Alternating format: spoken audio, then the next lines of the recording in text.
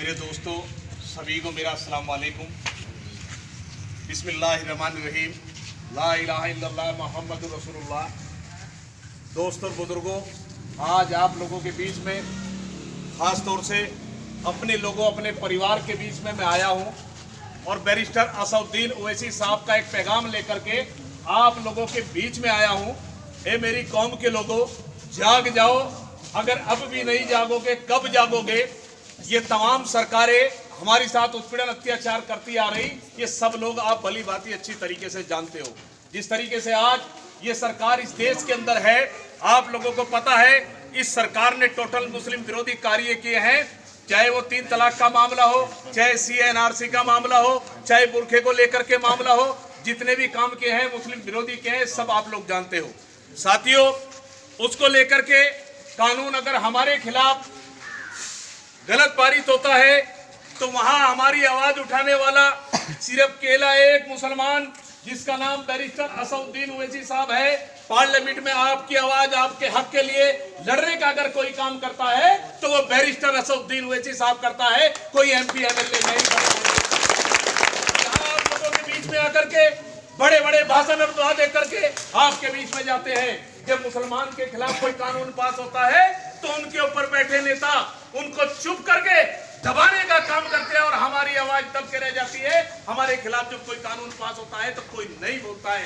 अगर वहां कोई भी मुसलमान बोलता है तो आपके अपने नेता बैरिस्टर असदुद्दीन ओवैसी साहब आपके हक और अधिकारों की लड़ाई लड़ने के लिए दहाड़ने का पार्लियामेंट में काम करते हैं तो आपके अपने भाई करते हैं। और वो भाई ऐसा भाई जिसको लेकर वो आपके बीच का अपना ऐसा भाई जिसको आप लोग जानते हो, जिसके ऊपर सबसे बड़ी मेहरबानी करम सबसे बड़ा अगर किसी का है तो हमारे नबी करीम सल्लल्लाहु अलैहि वसल्लम का उस शख्सियत का करम है। मेरे साथियों, आपने देखा होगा पार्लियामेंट के अंदर भी अगर बोलते हैं तो हमारे नबी के जूते के निशान को सिर की टोपी पे ऊपर रखकर दहाड़ने का काम करते हैं। इतनी इज्जत इतना सम्मान हमारे नबी करीम सल्लल्लाहु अलैहि वसल्लम का हमारे बैरिस्टर असदुद्दीन ओवैसी साहब करते हैं। मेरे साथियों, तो जो आदमी नबी की सुन्नतों को मानता हो, अगर कहीं कोई जलसा जल्लूस हो रहा हो तो उस जलसे जल्लूस को रोक करके पहले नमाज को अदा करने का काम करता हो, सबसे पहले दीन की बात करता हो, बाद में दुनियावी की बात करता हो, हमारे अधिकारों की लड़ाई लड़ने की बात करता हो, तो ये बताइए हमें ऐसे इंसान के साथ जुड़ना है जो आने वाले हमारे बच्चों के मुस्तकबिल के लिए, हमारी कौम की बेहबूदी और भलाई के लिए लड़ने की बात करता हो। ऐसों के लिए हमें साथ देना है। ये उन लोगों के लिए साथ देना है जो एक टाइम आता है चुनाव का, आप लोगों के बीच में आते हैं और आपसे वोट लेते हैं और वोट लेकर के दूसरे जो ऊपर नेता दूसरे समाज के बैठे हैं उनकी झोली में डाल करके उन्हें ऊपर बढ़ाने का काम करते हैं। जब हक और अधिकार की हमारे बात होती है तो खामोश होने का काम करते हैं। लेकिन अब ज्यादा दिन तक नहीं चलेगा मेरे साथियों। अब हमारी कौम जाग चुकी है, अब एक एक बच्चा समझ चुका है।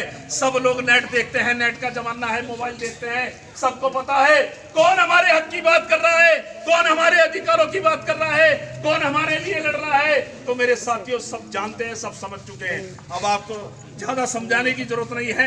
एक एक नौजवान मेरा जानता है कि बैरिस्टर साहब असदुद्दीन ओवैसी साहब किस तरीके से हमारी कौम की लड़ाई लड़ रहे हैं।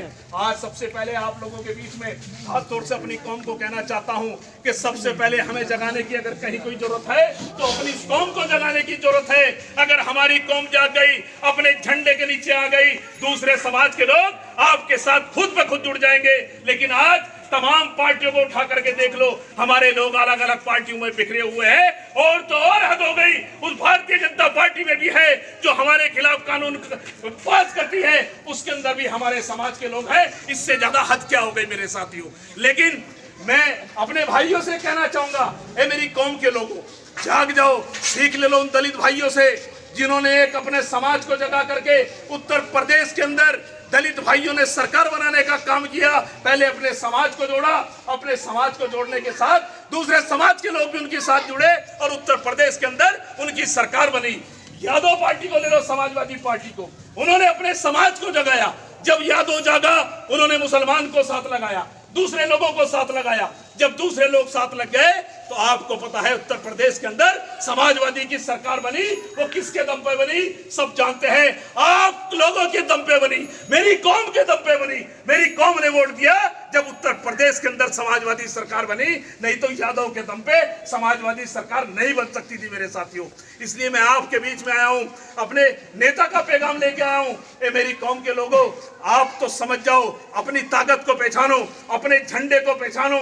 आपका अपना झंडा हरा है, उस झंडे की ताकत बढ़ाओ और अपनी पार्टी बैरिस्टर असदुद्दीन ओवैसी साहब की ऑल इंडिया मजलिस इत्तेहादुल मुस्लिमीन को मजबूत करो मेरे साथियों, अपने आप को मजबूत करो, आने वाले बच्चों के मुस्तकबिल को मजबूत करो। अगर हम मजबूत होंगे तो हमारे बच्चों का मुस्तकबिल भी मजबूत होगा। अगर हम लोग हम लोगों को तमाम नेता आते रहे, अरे क्या करते हैं वे दूसरी पार्टियों की। एक चीज और आपको बताना चाहता हूं, किसी भी मुसलमान भाई को दूसरे पार्टी के ऊपर, चाहे वो राहुल गांधी हो या अखिलेश यादव हो, चाहे कोई भी हो, आपके बीच में हमारे मुसलमानों का एक चेहरा नेता बना करके भेज देते हैं और हमारे लोग उस राव में बह जाते हैं, अरे मुसलमान को टिकट हो गया, हमारा भाई ऐसे जिता दो। लेकिन ये नहीं पता उस मुसलमान को तो हम जिता देते हैं, लेकिन वो वोट जिस मुसलमान को हम झोली भर के देते हैं वो वोट किस पे जाता है? राहुल गांधी अखिलेश यादव पे जाता है। आपके किसी मुस्लिम भाई बैरिस्टर असदुद्दीन ओवैसी पे नहीं जाता है मेरे साथियों। और जब कानून की बात आती है, लड़ाई लड़ने की, जिस तरीके से मैं बता दूं, आपने यहाँ के सहारनपुर के लोगों ने इतिहास रचने का काम किया, यहाँ एमपी बना करके मुसलमान को पार्लियामेंट में भेजने का काम किया। लेकिन जब 3 तलाक और CNRC के कानून पे बात आती है तो मायावती जी ने उन एमपी साहब को चुप कर दिया कि इस पे बोलना नहीं है, क्योंकि उन्हें डर था कि भारतीय जनता पार्टी कहीं तुम्हारे बारे में चिट्ठे ना खोल दे, तुम्हारे पे मुकदमे न लगा दे, कहीं जांचे न बिठा दे। उन एमपी को चुप कर दिया। अरे हमने तो वोट इसलिए दिया था कि हमारी कौम के खिलाफ कोई कानून पास हो, हमारा एमपी पार्लियामेंट में बैठा हो, कम से कम हमारी इलाक की लड़ाई लड़े, हमारे बच्चों की लड़ाई लड़े, हमारे अधिकारों की लड़ाई लड़े। अरे इसलिए वोट नहीं दिया था कि दूसरे के कहने पर चुप होकर बैठ जाओ और हमारी साथ उत्पीड़न पार्लियामेंट के अंदर होता रहे और तुम बोल ना पाओ, तो वो वोट देना ना देना मेरे साथियों बेकार है। मेरा आपसे सिर्फ इतनी इल्तिजा है कि अपने आप को पहचानो, अपनी ताकत को पहचानो। आज आपने देखा होगा, जो लोग नेट और टीवी चैनल देख रहे, कि बिहार के अंदर मुसलमान लामबंद हो चुका है।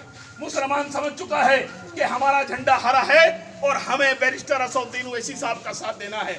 अरे आज तक हम दूसरों का साथ देते आए, वहां बिहार के अंदर हमारी पार्टी के झंडे से अरे यादव भी लड़ रहा है, दलित भी लड़ रहा है, दूसरे समाज के लोग भी लड़ रहे हैं। आज तक हम दूसरों के साथ लगते आए। अब आप कहो वोट की भी बात है, आज तक हमने आपके कहने से वोट दिया। उन लोगों को बोलो अब मौका हमारा है, हमारा झंडा है, अरे तुम्हें हमें वोट देना है, अब तक हम तुम्हें वोट देते हैं। ये मांग कर उन लोगों से जो आपके बीच में मेरे साथी वोट मांगने के लिए आए।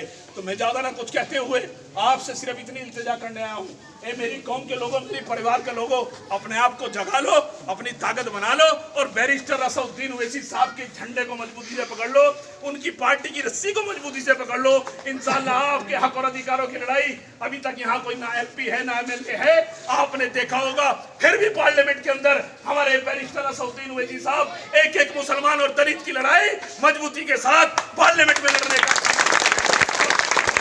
हैं। और हिंदुस्तान के अंदर आपने देखा होगा, उस पार्लियामेंट के अंदर, जिस पार्लियामेंट के अंदर किसी की आज तक हिम्मत नहीं पड़ी, जब आप लोगों के खिलाफ कानून पास हो रहा था तो बैरिस्टर असदुद्दीन ओवैसी साहब ने उस पार्लियामेंट के अंदर उस काले कानून के बिल को फाड़ने का काम किया। मजबूती के साथ पार्लियामेंट के अंदर लड़ी, जबकि आज तक आपसे किसी वोट का सवाल नहीं किया, आपसे कोई वोट नहीं मांगा, लेकिन उसके दिल में पूरी कौम का दर्द था, इसने उस बिल को फाड़ने का काम किया। तो मेरे साथियों, मैं आपसे सिर्फ इतना कहूंगा, ए मेरी कौम के लोगों, अपने आप को जगाओ। जब यहाँ दोबारा आए और हमें पता लगे कि मेरी कौम मजबूत हो गई है, अपने झंडे के नीचे आ गई है, और जहाँ जहाँ आपके ताल्लुक, आपके यार रिश्तेदार, अपने लोग हैं, उन्हें सबको बैरिस्टर असदुद्दीन ओवैसी साहब की तरफ से दावत दो। ऑल इंडिया मजलिस इत्तेहादुल मुस्लिमीन पे जुड़ने की दावत दो, अपनी पार्टी के मेंबर जुड़ने की दावत दो, अपने आप को मजबूत करने की दावत दो। और साथियों, बुजुर्गों, नौजवानों, मैं एक छोटा सा सिपाही हूँ बैरिस्टर असदुद्दीन ओवैसी साहब का, जिन्होंने मुझे एक जिम्मेदारी दे रखी है, जिम्मेदारी जिले की दे रखी है। आपका एक छोटा सा सिपाही, जहां मेरी जरूरत हो इंशाअल्लाह सर पे कफन बांध के निकलते हैं अपनी कौम के लिए और नमाज पढ़ते हैं, सुबह की दुआ करते हैं अगर मेरी मौत आए तो मेरी कौम की सेवा करते करते मौत आए, मेरा दम निकल जाए। मेरे साथियों, ये जज्बा दिल में रखते हैं क्योंकि घबराने की जरूरत नहीं है। जहां आवाज मारोगे हरा झंडा लेके आपकी लड़ाई मजबूती के साथ लड़ेंगे, आपके साथ मजबूती के साथ डट के काम करेंगे। मेरे साथियों, घबराने की जरूरत नहीं है। आपका भाई आपके बीच का है, बड़े बड़ी बातें करने नहीं आता नेताओं की तरह, साफ सुथरी बात जो मन में है आप लोगों के बीच में मैंने कह दी है। इसलिए मेरे दोस्तों, मेरे बुजुर्गों, अपने आप को संभालो, अपने लोगों को समझाओ और बैरिस्टर असदुद्दीन ओवैसी साहब के झंडे को मजबूत करो। और धन्यवाद आप तमाम लोगों का करना चाहूंगा जिन्होंने यहाँ बुला करके जो इज्जत अफजाई हम लोगों को देने का काम किया, जो बैरिस्टर असदुद्दीन ओवैसी साहब को इज्जत हमें यहाँ बुला के देने का काम किया, उसके लिए हम दिल से आप लोगों का धन्यवाद करते हैं। और उन नौजवानों का भी धन्यवाद करते हैं जिन्होंने यहाँ ये छोटा सा कार्यक्रम रख के हमें बुलाया। उन तमाम साथियों का दिल से ऑल इंडिया मजलिस इत्तेहादुल मुस्लिमीन की तरफ से दिल से धन्यवाद है। मेरे साथियों, ज्यादा ना कुछ कहते हुए मैं इतना ही कहूँगा, मेरे साथियों, तमाम साथी मजबूती के साथ बैरिस्टर असदुद्दीन ओवैसी साहब की रस्सी पकड़ लो। इंशाअल्लाह वो दिन दूर नहीं, यहाँ आपके MP MLA अगर होंगे तो आप में से अपने होंगे, कोई गैर नहीं होगा। मेरे साथियों, बहुत बहुत शुक्रिया, धन्यवाद आप लोगों का, आपने यहाँ बुलाया और दो बातें अपने भाई की सुनी। अस्सलाम वालेकुम। बहुत बहुत शुक्रिया।